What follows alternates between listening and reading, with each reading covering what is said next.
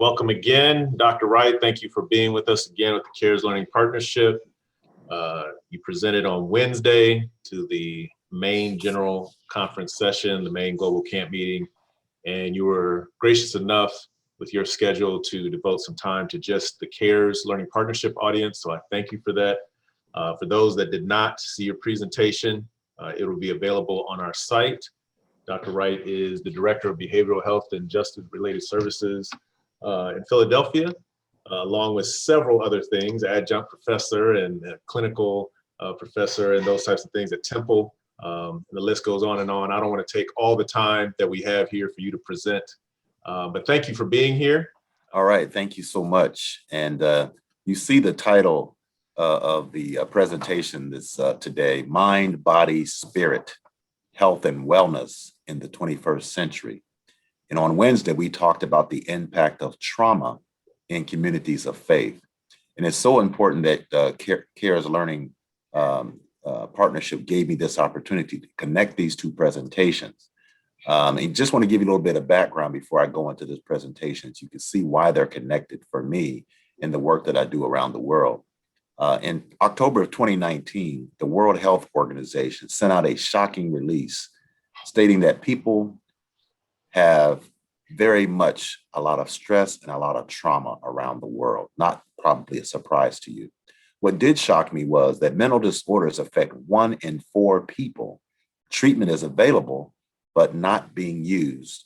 1 in 4 people in the world will be affected by mental or neurological disorders at some point in their lives. Let's think about that. 1 in 4.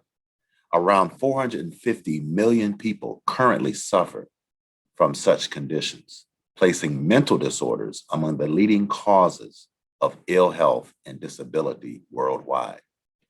Our church has one of the most robust health messages in the world, and it's our quest to add behavioral health and mental health to that very robust physical training.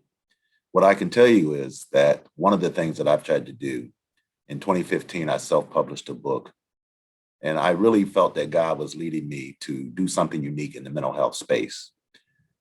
The bottom line is I didn't know what to do or how to do it. These presentations are a start of what that was. But to give you an idea, I knew that having a heart, a mind, and a body and a spirit is something that we can all relate to. And so health and wellness is key. As such, I'm inspired to create the first global mental health provider directory geared towards Seventh-day Adventist Christians. I know Mr. Cliff Wright's probably going to help me with that. And so no matter where we are around the world, we should have access to help that God has placed within our fellow human being professionals on this planet.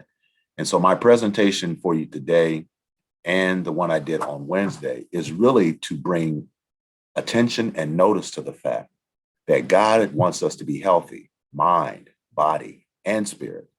And that is the key to a healthy life. Why? Because we are put on this earth to be disciples and to be servant leaders to bring the message and the good news to others.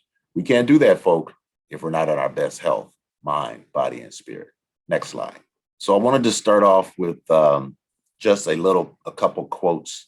For many people, they mistakenly think that the voice of prophecy, Ellen White, was not a supporter of mental health treatment, and that is actually the opposite. And so one quote at the top you see, "To deal with minds is the greatest work ever committed to man." Mind, Character, and Personality, Volume 1. And then right below that, "He who created the mind and ordained its laws provided for its development in accordance with them." That's in Volume 2.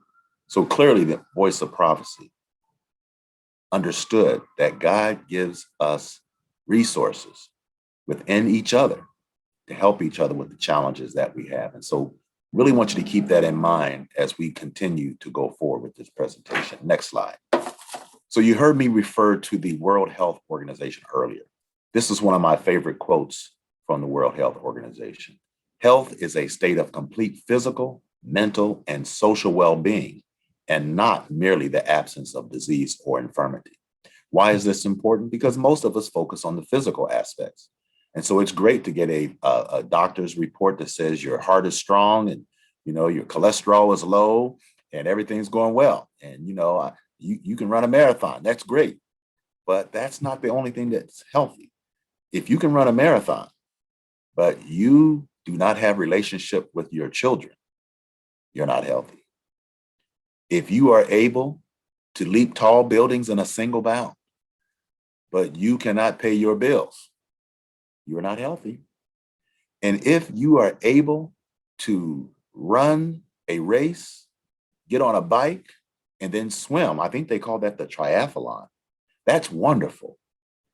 But if you do not have a relationship with Christ, and if you do not have a relationship with your spouse, and if you are not doing well at work, and I could go on and on and on, naming the other things that make up mind, body, and spirit.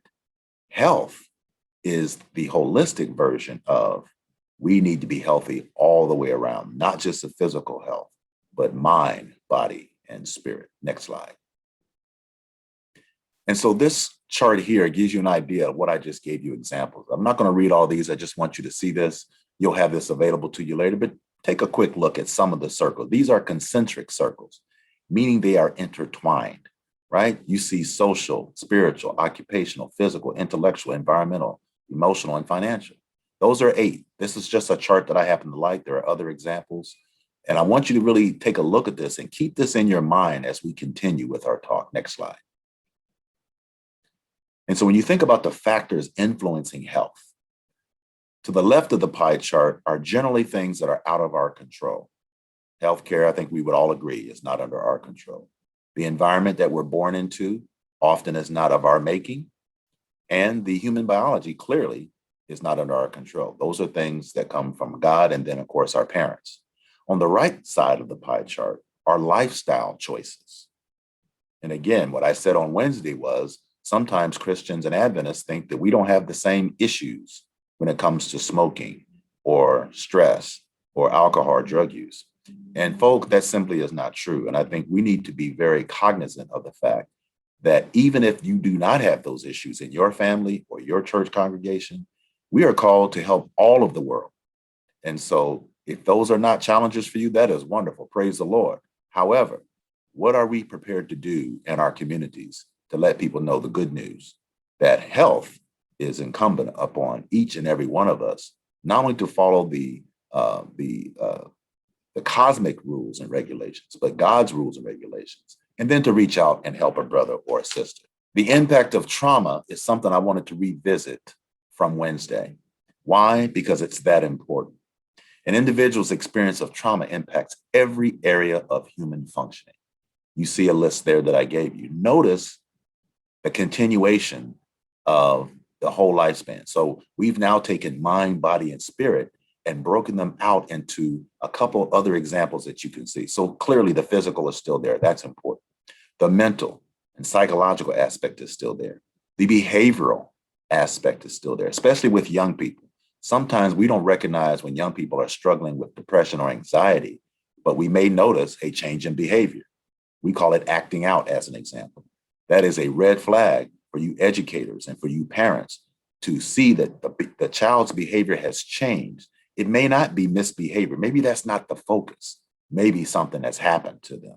Maybe there's something going on in their life. And that's the source of the change in behavior. That's important for us to pay attention to. And then, of course, the social aspect. Sometimes people isolate themselves when they're feeling alone or distant or feeling like no one cares. That helplessness and hopelessness that I talked about on Wednesday. This is so important, folks. Those of us that are in the care field, that's one thing. But just everyday folks, going home with your family, with your children, people you work with. Think about it. You spend a third of your life working. And before COVID, we were probably working with others in a space. Well, we may be returning to that. That is the group that is most likely to recognize a change in behavior, people you spend the most time with. And so I would challenge you, pay attention to those you love.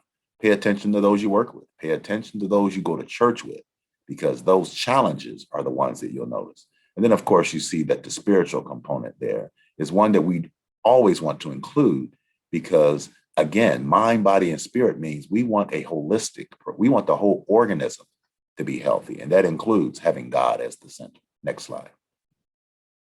So coping with stress. If I was sitting in a classroom with you, I would ask how many people have experienced stress, and maybe 2 or 3 of you would raise your hand. Okay. Well, I'm going to assume that because we have so many people tuning into this global camp meeting, that there's at least a couple of us that have experienced stress. So I wanted to give this definition. This is straight out of the dictionary, so it's nothing special. But stress is defined as an applied force or system of forces that tends to strain or deform a body. Sounds pretty brutal, doesn't it? A state of extreme difficulty, pressure, or strain. For our purposes, think trials and tribulations. Yeah, that's what we're talking about. Now more hands have gone up. I see you. Next slide. And so when you think about the types of stress, most people are pretty familiar with distress. That's the one that people focus on because it's negative. And we all know that negative headlines gets more attention than positive headlines.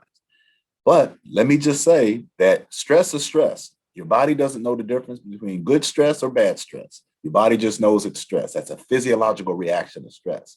So eustress is what we call generally involves something positive. I'll give you a couple of examples. It's a wonderful weekend and you're getting married. Oh, that's a wonderful thing. It's also a weekend that you're graduating with your master's degree. That is fabulous. It's also a weekend where you are going to be accepting a job that you have received because of your education. Great. And that job happens to be across the country. So you're going to have to relocate. These are fabulous, fabulous things. I would submit to you, they're all stressful. And then you're going to close on a house. Oh, that's a wonderful thing. And then you're going to have children. God is good. These are stressful events. Your body still reacts to stress the same way as if it were something that you did not want or something that was not good. And so it's important to understand that stress is stress. And so we have to figure out how we can recognize stress in our own bodies so that while you're sitting there waiting for that job interview, a good thing, and your stomach is churning. You know, I say it's not butterflies in the stomach. For some people, it's crows, okay? Large birds, all right? That's really stress. But guess what?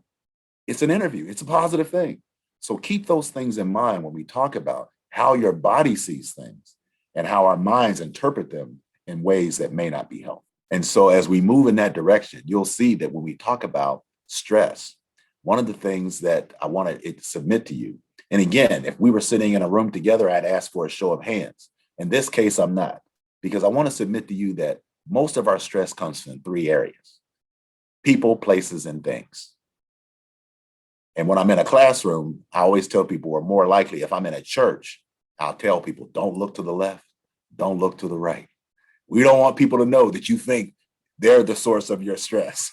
Okay. And so I especially want married couples to look straight ahead as I cover this area.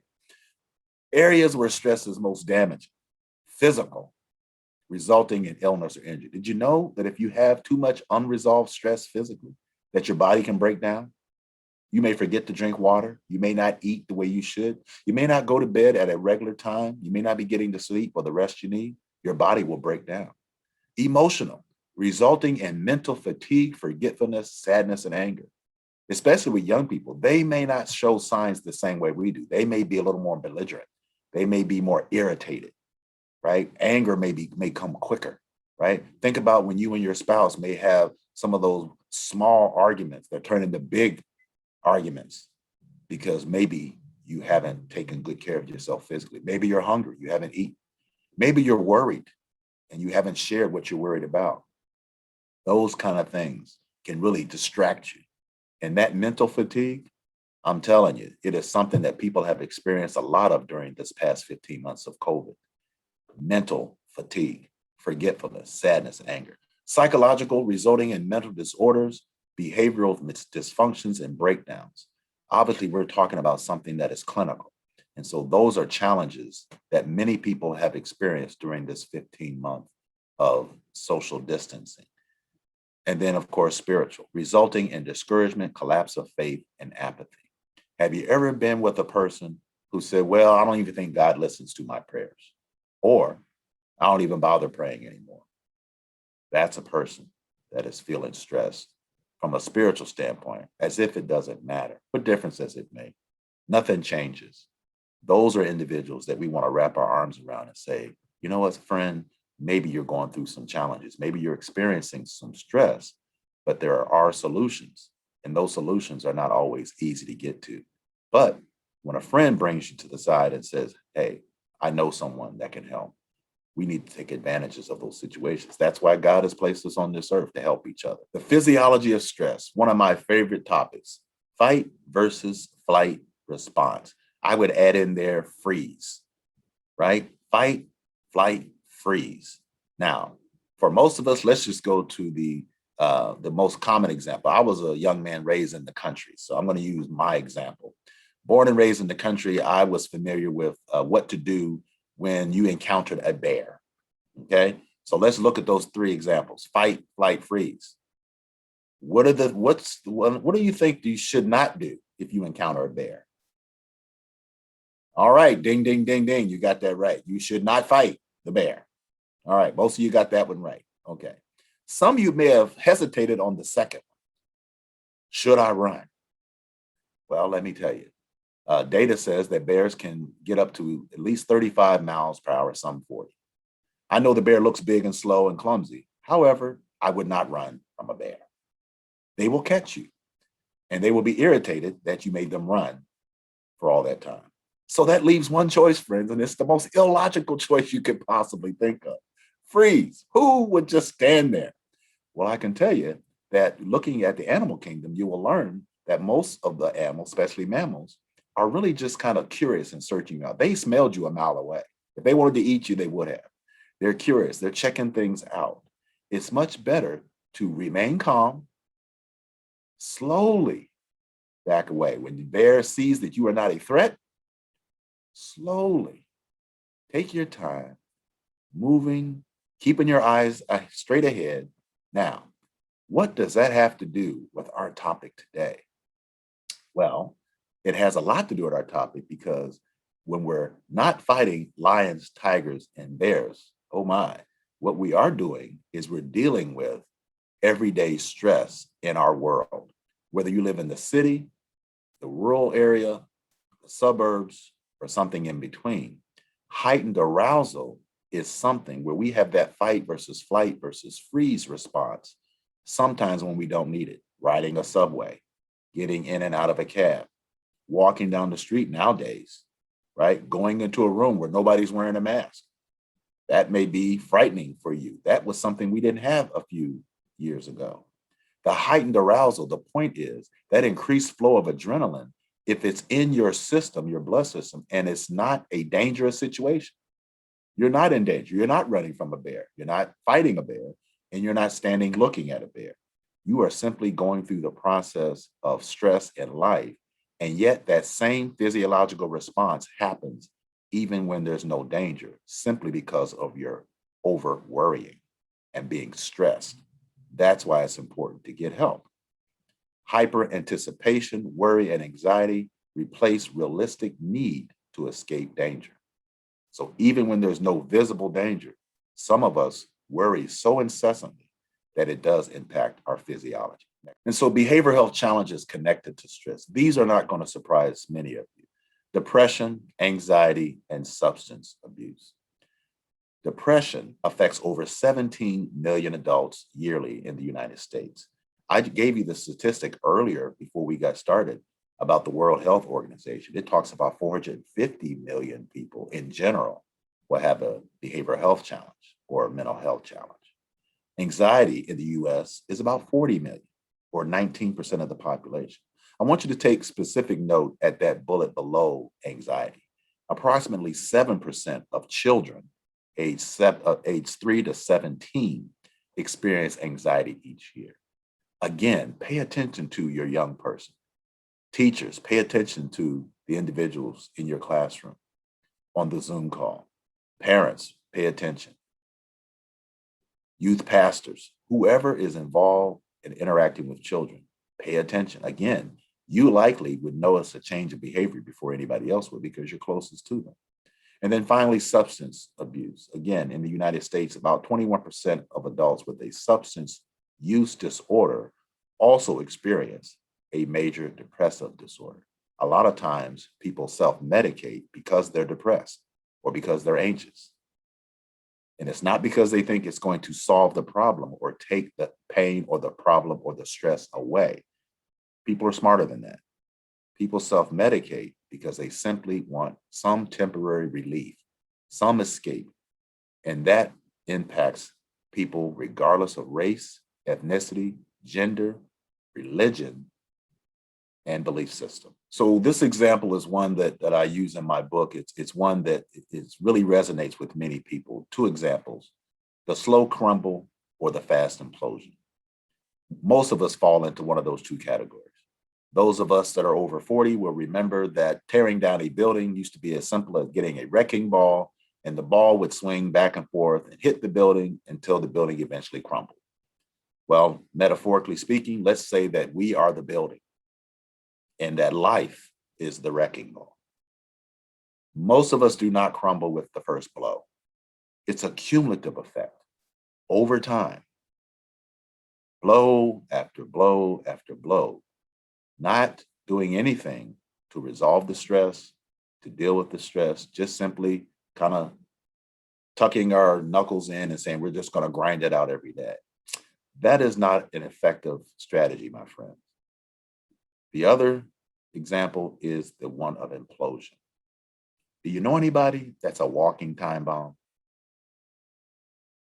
A wick waiting for a match?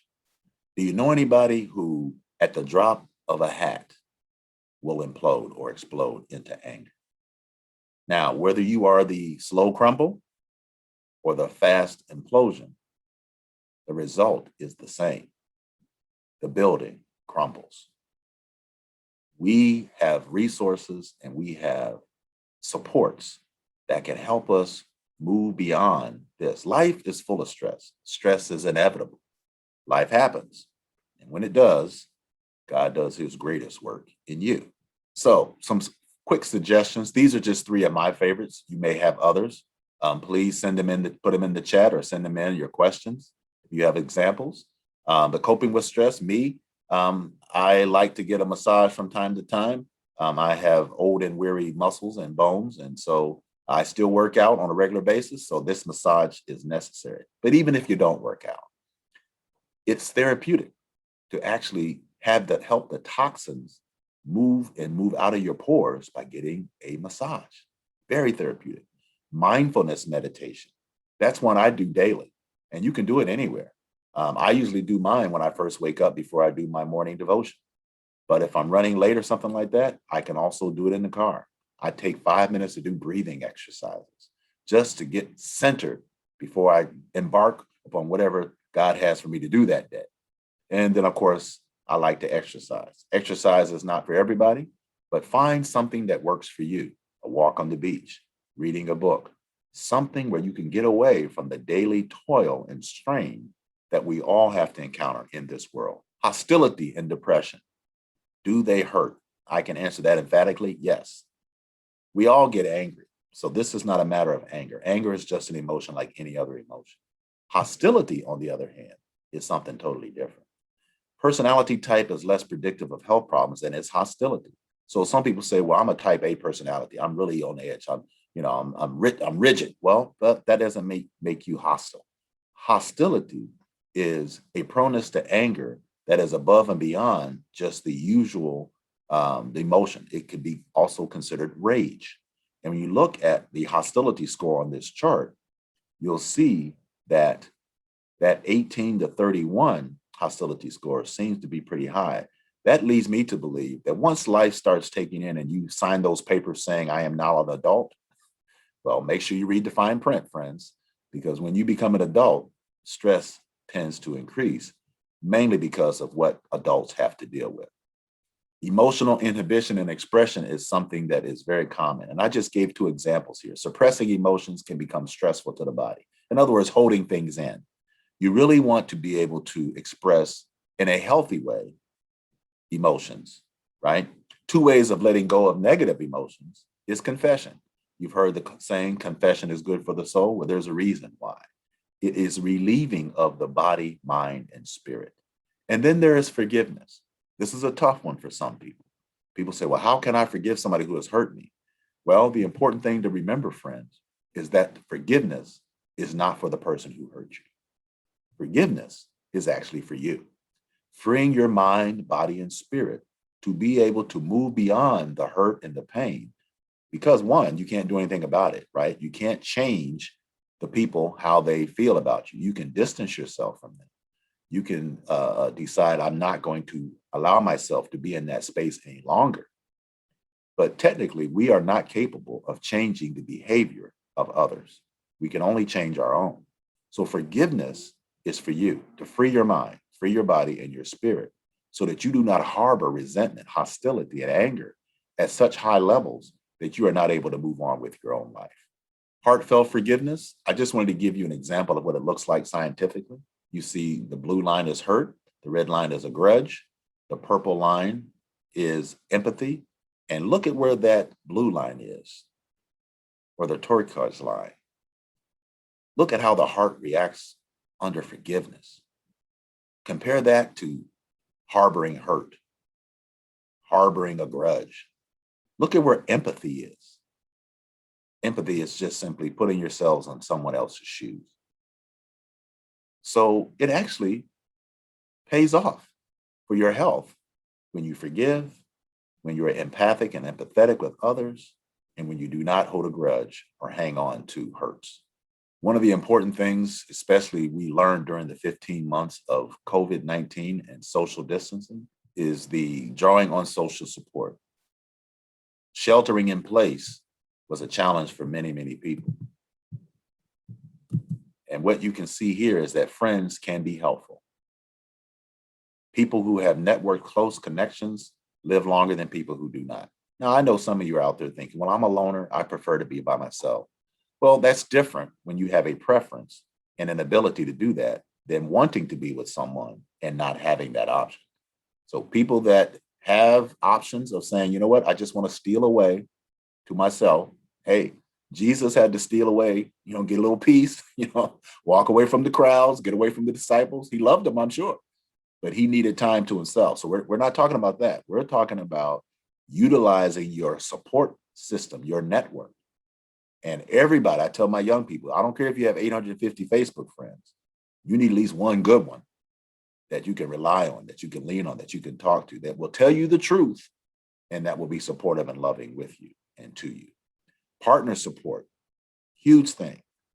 Touching can elevate levels of oxytocin hormone that induces relaxation. Oxytocin is actually a chemical that people put in medications to help people relax and get over and get through pain. So imagine the natural form that we all produce in our own body, and that can come from touch or hugs, a hugging. I'll tell you a real quick story. I'm a preacher's kid, and so I've been in many churches and congregations, and in certain African-American congregations, I don't know if this is a worldwide thing, but they start playing music, the meet and greet music, I call it. And when they start playing this music, everybody's supposed to get up and go shake hands and hug somebody and happy Sabbath and welcome, welcome, welcome. Well, I'll tell you, this is a confession, just me and the friends on this call. I hated that part of the service. I was not a meet and greeter, okay? I did not like the meet and greet.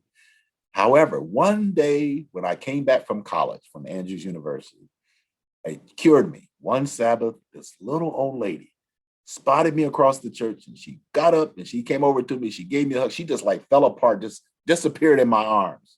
And she says, oh, I'm so glad you're back from school. She said, I miss my hugs. She said, an old lady like myself, all during the week, I'm by myself. I only get my hugs on Sabbath. Well, folk, you could have knocked me over with a feather. I said, man, I had to change my whole attitude. So now when the music plays, I get on up. I go into the aisle. Now, I'm not going to go across the whole church. I do a couple people that I sit back down.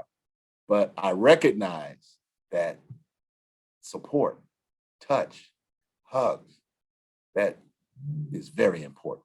Think about our elderly. Think about our seniors. Think about how wonderful it is for that child to run up and jump into your arms and get that hug. So very, very important. And then, of course, giving support to others can be a valuable source of comfort. Let's not forget our spouses and our own children. Because some of us that are educators, ministers, teachers, We give a lot to a lot of other folks. Let's not forget our own families. Next slide. Hugs and health. I think I covered that pretty good. I just wanted to catch on this one thing, that down at the bottom, that super couples. Again, if I was with you in person, I'd have a raise of hands. How many people are super couple?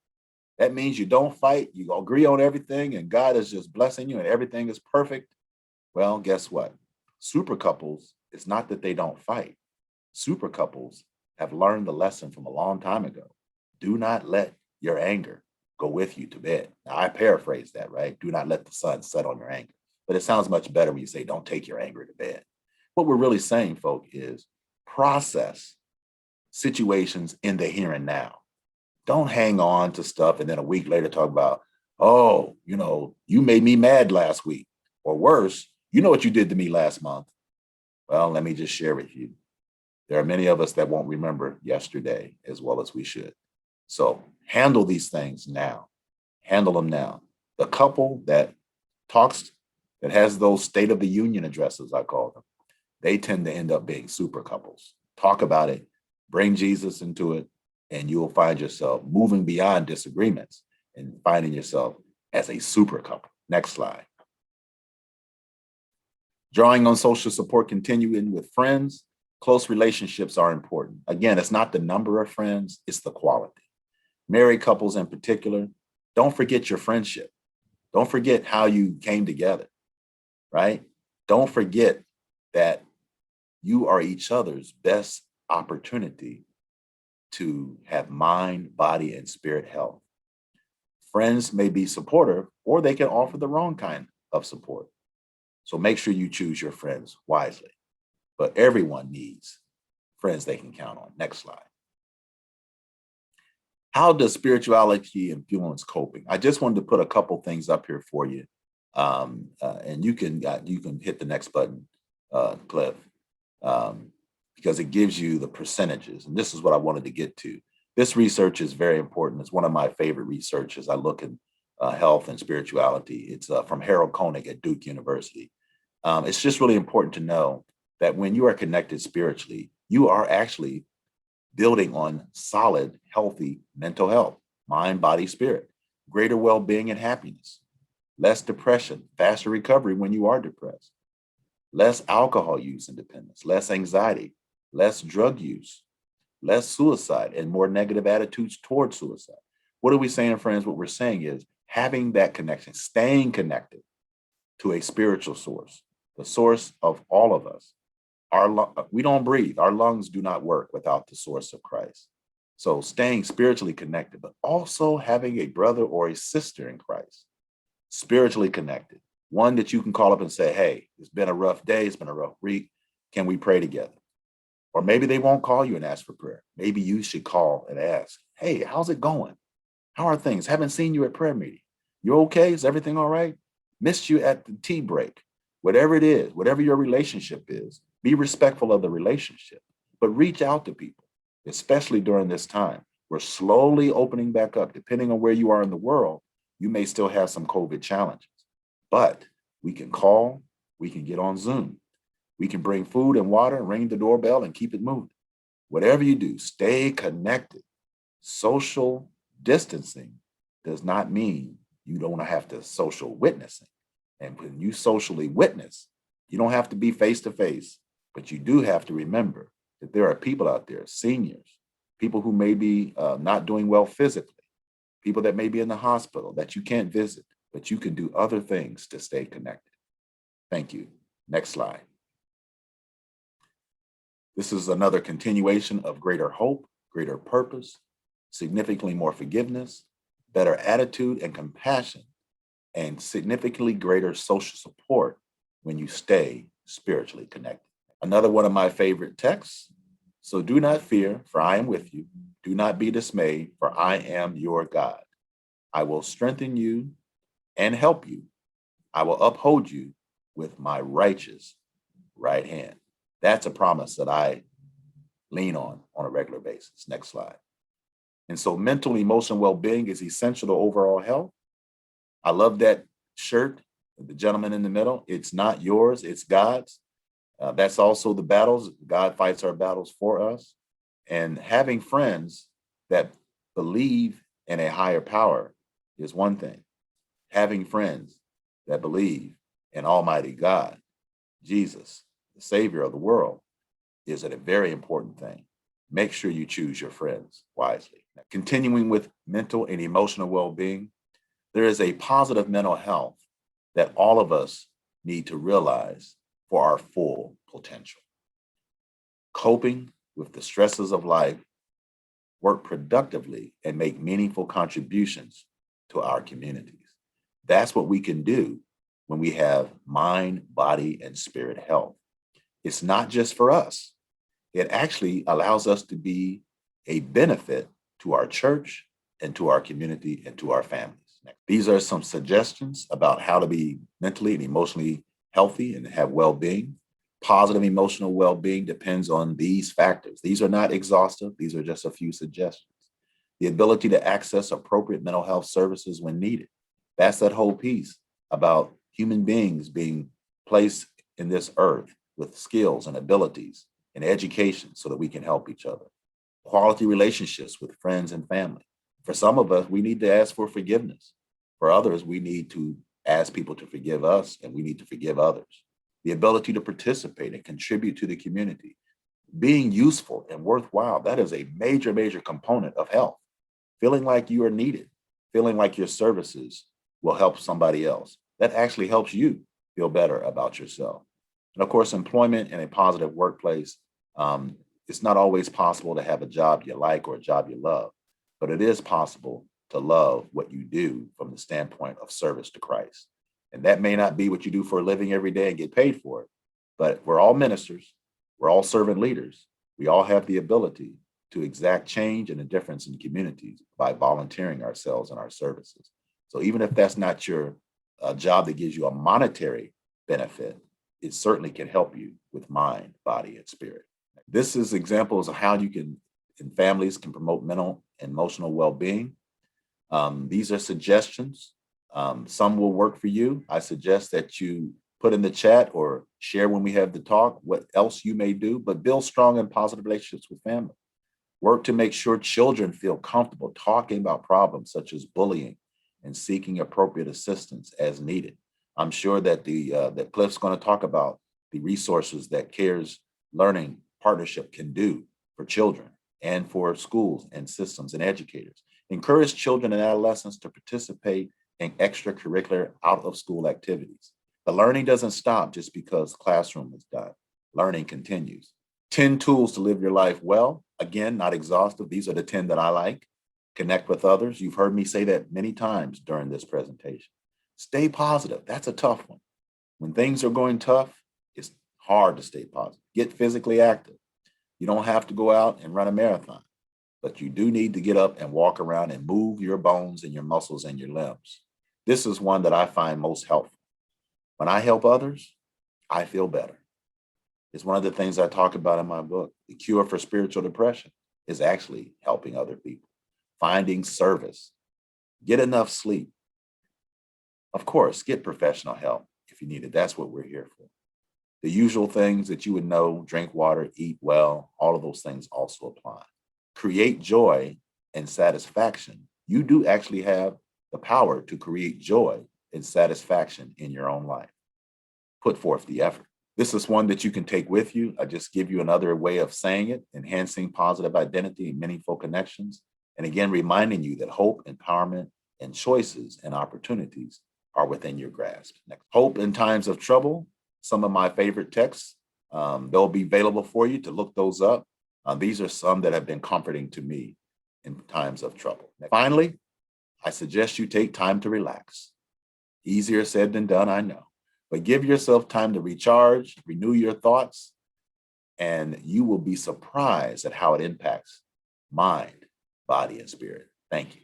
Thank you, Dr. Wright. Mindfulness, health and wellness in the 21st century, a lot in there. There are a couple questions that have come through. Misusing prescription drugs, is that under substance abuse or is that a different category? Because I guess a lot of times the substance abuse, alcohol, that type of stuff. But where does that happen? Like if I'm taking too much aspirin or I'm just, whatever the case might be. Yeah, it's a great question, and it is under the drug abuse, because it can also fall into the same category of drug dependence. If you are not taking the prescribed medication the way the physician has prescribed you to take it, and you know you're misusing it, taking more than you need, as usually what happens, or taking it more often than is necessary, and taking it when the symptom is no longer there, then that's, yes, that would be considered in the same category. Unfortunately, many people get addicted to prescription meds, things that are legal, but they are misusing them. Okay. And then I just want, in the last 5 minutes, I just want to highlight some stuff that CARES has done with you, with your oversight, specifically in the Southwest Region Conference of Schools. We partnered with them under Superintendent Buford Griffith, wrote an article about our work there in their union publication. And I know we relied on you a lot for just verifying that work. And in the short time we have left, I just wanted to get your take on the effectiveness of what we did. For those of you that don't know, we basically wrote out a self-care plan for the educators within the Southwest Region Conference, with the idea of, at the beginning of the pandemic, when people were going through, I reached out to the superintendent and had them take my original question was, hey, how are your teachers doing? And the response was, we're doing okay, we're doing fine. And then we submitted him one of our assessments that we vetted through you on a self-compassion. And the results came back. He called me back and said, I think we have some issues. And that assessment is basically self-compassion assessment is, how do I take care of myself under times of stress, like you outlined here? And so we rolled out this program. It was a 10-month program to where we basically brought you in to talk about stress and trauma and the effects of trauma.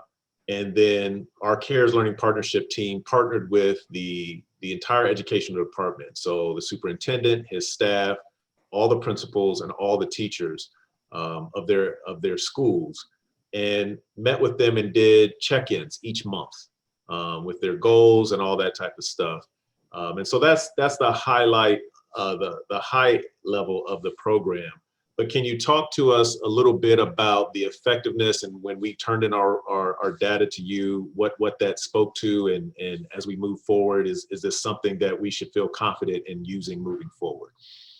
Yeah, absolutely. I think the first place to start is when we talk to the educators, administrators, and teachers about the work they do and the stress that it brings that they were not aware of. I think the first thing that CARES did was make people aware that they may be dealing with some challenges that they did not know. And so in cognitive psychology, we look at that as the 3 A's: awareness, acquisition of knowledge, and application. CARES provided all three. You brought awareness, you provided training and education, and then we were able to teach the folks that we were talking with at Southwest Regional Conference how to apply them. And so building a self-care plan, that's something that most people just don't think about doing, okay? Of course, you don't think about doing it if you don't think you need one, right? Everything's fine. And so that's why that awareness, we cannot move past that with oh, of course, no. Making people aware is so key, because that gives motivation to do something different. And then when people are motivated, you can't just leave them motivated.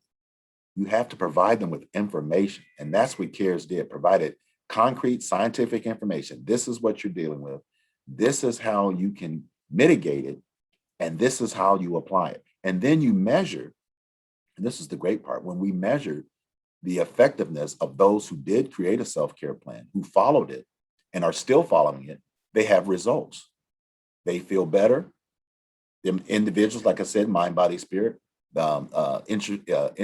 instances of stress-related outcomes like arguments and disagreements went down for people in families. I mean, I actually was able to talk to some individuals offline and said their relationships are improving. Recognizing signs and symptoms of behavioral health challenges, I thought was a major component of the CARES program that is not usual in other programs that people have access to. So yes, it was successful. because of those three areas: awareness, giving people information that they could use, and then showing them how to use it.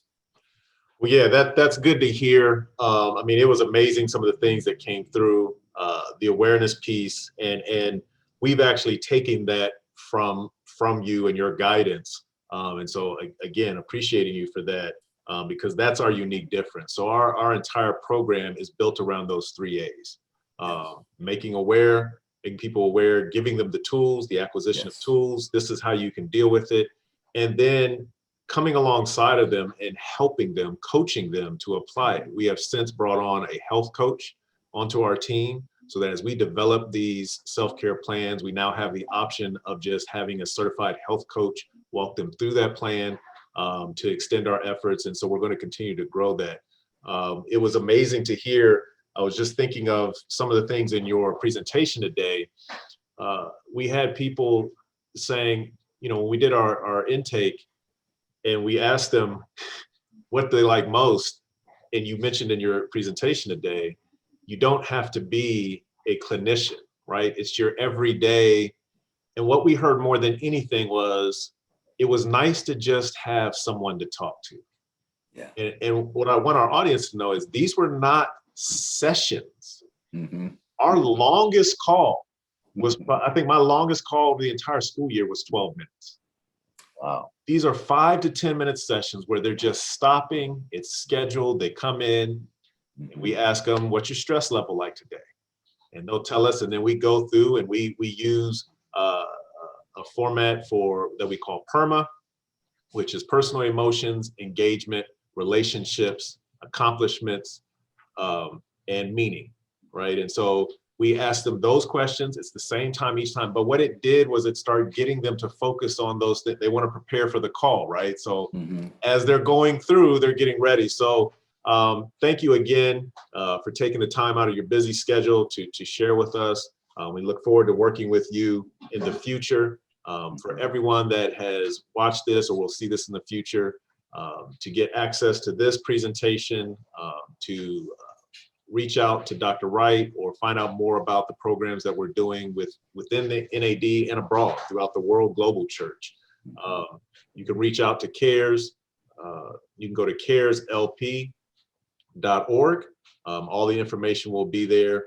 And as we close out, Dr. Wright, just share us a little bit about, I'd be remiss if I let us go without you talking about the directory that we're trying to collaborate to bring together. Just share some information on that. Sure. And obviously we'll have access on CARES for people to do that, but tell people a little bit more about what your goal is for that. It's exciting. Yeah, absolutely. Thank you, Cliff. Because of some of the work that I've done with a multitude of counselors and other things, people have access to find me across different states and even across the world. And they invariably are asking me, hey, I need a therapist. Can you help me? And if you're in close to my state or city, oftentimes I can. I've done telehealth, in this COVID time. But realistically, what I have discovered is that people need someone local. They need therapists. And what I find is that Seventh-day Adventist Christians, especially, they want to talk to Seventh-day Adventist Christians. They don't want to go and to a secular therapist for whatever reason. That's their prerogative. And so it just really been on my heart to create and develop a global mental health directory of providers. And so if there's anybody out there that considers themselves a provider of behavioral health or mental health, please reach out to CARES. Please reach out to Cliff and his organization. Reach out to me so that we can get your information, because we are going to build this mental health directory so that whatever country, whatever city, whatever state, whatever province you're in, we want to be able to offer you support and services if you so need them. So thank you. Yeah, this is exciting. This is exciting. We are excited when you brought this to us to just select us to be your partner in trying to gather this information. It is a huge undertaking, but we are prayerful. We know that when we sat and talked about it, we felt that the Holy Spirit was guiding us down this path. We have resources available with the different entities and We work with several conferences already in the NAD. Our second year program with Southwest Region is including Family Life Ministries. So year 2 and year 3. So that's getting us more into the churches, which is what I hear you from. You know, there are several Adventists that are sitting in those pews that are clinical professionals. That's right. And so it's our work. It's a huge undertaking, but we are glad that you chose us. And certainly we will make that available in the upcoming days and weeks.